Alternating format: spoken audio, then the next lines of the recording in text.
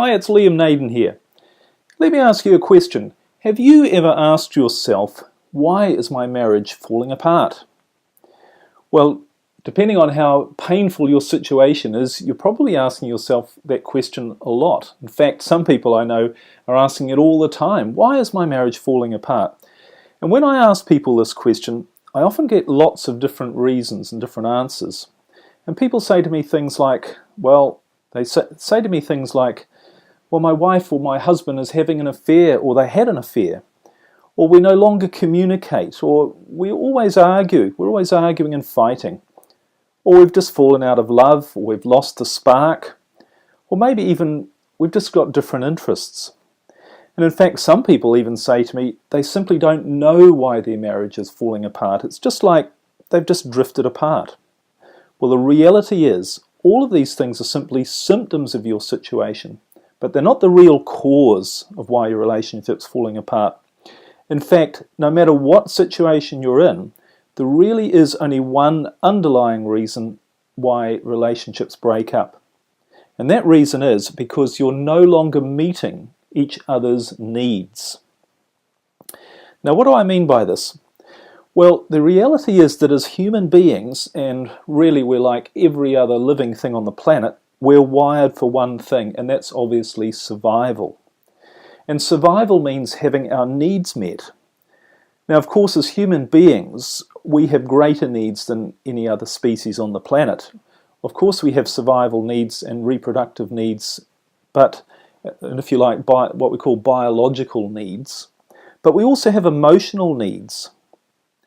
And I think if you look at most people and really think about this, you realize people spend their time trying to meet their emotional needs. Now, their emotional needs, of course, are things like feeling happy and good and secure, but it comes down to their feelings. People want to feel good, and it's a basic biological wiring need that we as humans have, is we want to feel good. And that becomes our primary motivation. And that's not being selfish, because, I mean, you can literally dedicate your life to a life of service to others. But even in doing that, even people who do that, they're meeting their own needs to feel good. They feel good about serving other people and devoting their life to others. So the thing about an intimate relationship or a marriage is that really is the most powerful way we as human beings have discovered to have our emotional needs met, as well as our physical needs of reproduction and survival. But it's very, very powerful, and that's why we create relationships. First and foremost is to meet our own emotional needs. And again, I'm not saying this is being selfish, this is just the way we are. But the truth is, if someone's not getting their emotional needs met, no matter what their situation, but particularly in a relationship, then they're going to start to subconsciously and automatically begin to look elsewhere. And the first signs of this in a relationship is just a waning of interest in the other person. You know, and the intimacy in the sex life might start to deteriorate. People, particularly men, this is a common complaint I hear, men start to get more involved in their business or their career, and women, of course, as well. And, of course, one of the ultimate ways we express not getting our needs met is when one or other partner goes off and has an affair. So think about your situation. Are you meeting your spouse's needs?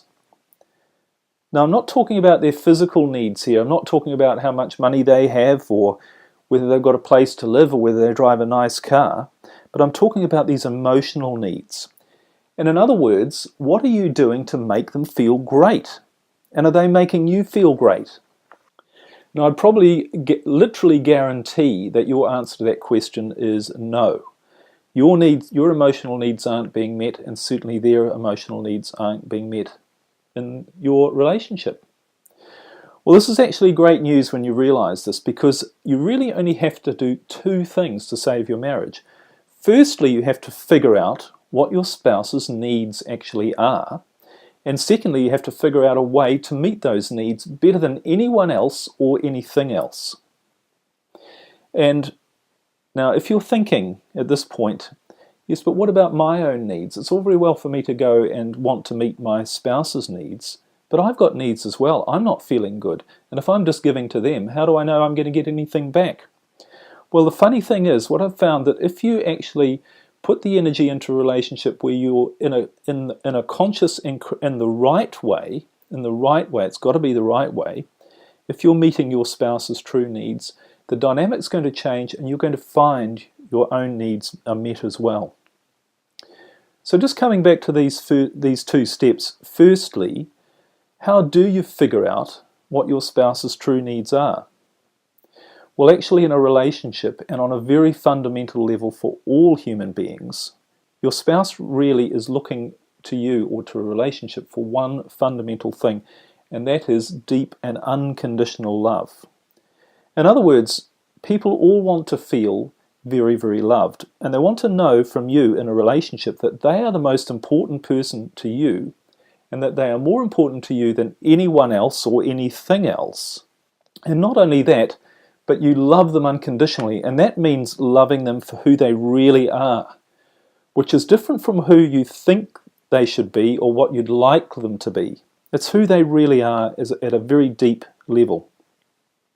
But you also have to think, okay, well, as well as that unconditional love, what other emotional needs does my spouse have? What other feelings do they want to have in their life? And are they feelings of things like adventure? They want to have excitement and doing new things. Or are they more feelings also of security? They want to feel safe and peaceful and tranquil. You have to figure out some of these things. Now, of course, some of these other emotional feelings can be met outside of your relationship. But the more you can meet them within your relationship as well, the better your relationship is going to be. So the second thing is, after you've worked out what their emotional needs actually are, is to figure out how you can meet those needs better than anyone or anything else. So for this, you're going to need a bit of a plan. And the way to do this is to ask yourself, what could I do that I'm not doing now that could help meet my partner's emotional needs? Now, if you're not sure, there's one strong clue you can get here, and that's to look back to the early days of your relationship. And in fact, the early days of our relationship give us a lot of clues on how to make our relationship work, because two things. Firstly, that was the time when our relationship was probably, for most people, going really well, and our emotional needs were being met. And we were excited, and they were excited, and we loved being together, and it was the most fun in our life was being with our partner. But the second thing is, it's probably also there are things that were happening then that aren't happening now. And that's why you're not getting the same results that you did then, and the same feelings. So have a good think about the early days of your relationship and think, what was I doing then that made my partner feel good?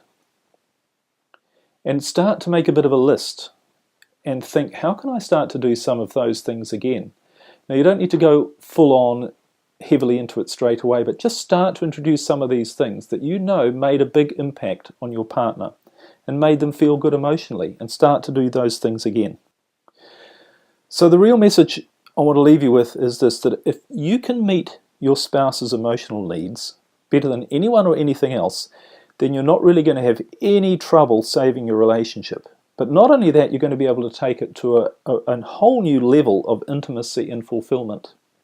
So the two key things are, firstly, figure out what your spouse's emotional needs actually are, and secondly, start to incorporate things into your relationship, start to do things that are going to help meet those needs, and you'll be well on your way.